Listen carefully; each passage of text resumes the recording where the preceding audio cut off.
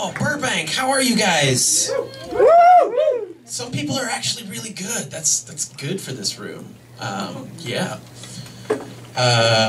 Cool. So I'm from North Carolina, and my perception of my home state was altered a little bit when I moved out to LA here. And I introduced myself as being from North Carolina to a guy at work. And we're sitting in the van driving along, and he's just like, "Yeah, so North Carolina, pretty racist, huh?" And I didn't really think about that, you know, coming out here. And I know what I look like. You know, I'm a giant skinhead. The assumption is that I owned slaves at some point. And first off, me and my slaves are really happy together, so don't judge our relationship. And secondly, the preferred nomenclature these days is interns, people.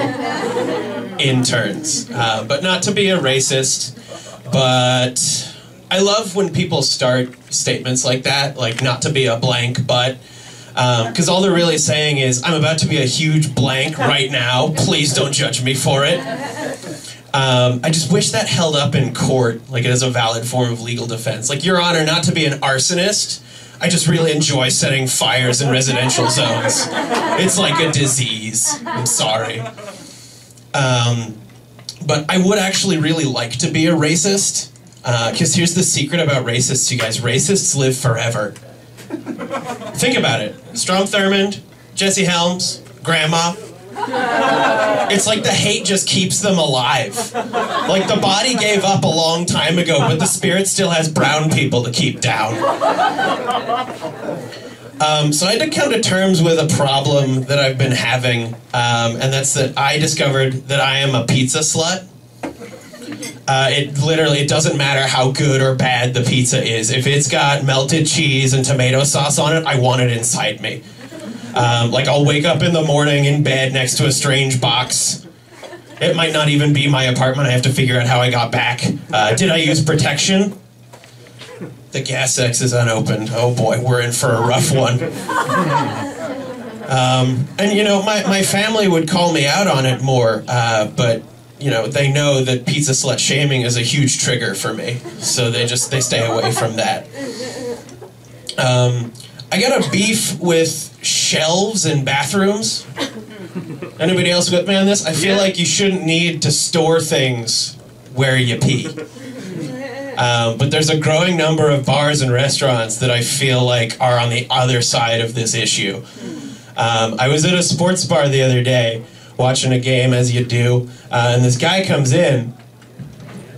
I'm at the urinal doing my thing or whatever, and he busts in with 2 drinks, and he's like, "Bro, where am I supposed to put my brews?" And I'm like, "Outside, you animal. Please." Because I feel like if you're okay with having a shelf by the urinal to put your beer, you're a bad person. Like, you're a monster.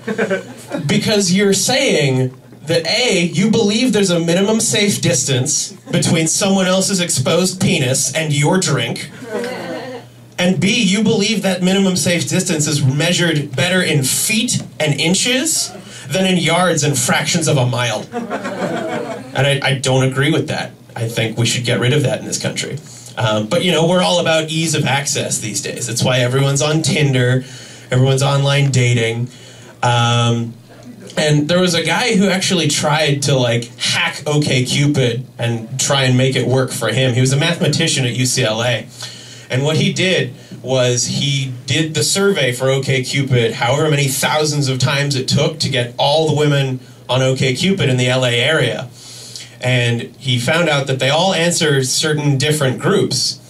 So he basically got the survey done enough times to get all the women, grouped them into different categories, and picked the 2 categories that he found most attractive, and then created statistically perfect profiles for those categories of women. So he just got pages and pages of matches at like 100% by knowing what questions to answer on the survey. And so he had a bunch of dates with a bunch of women who were like perfectly matched for him and got nowhere. He is married now, and the woman who found him on OkCupid just found him just by searching for tall guys near UCLA. So that's about how well technology is working for us.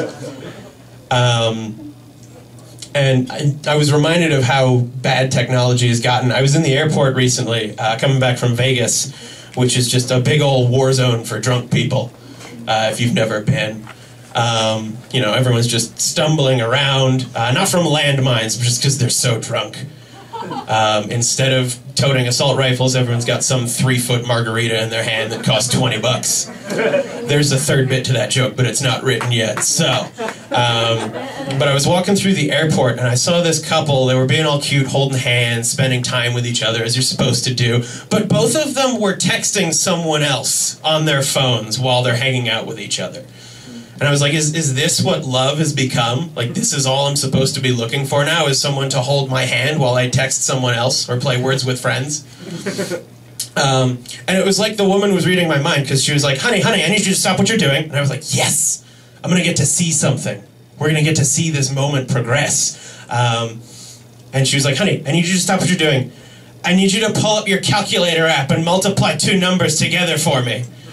And you could just hear Susan B. Anthony tumbling in her grave somewhere over the horizon. That's about my time. I'm Ian Adrian. You guys have been fantastic. Thank you so much.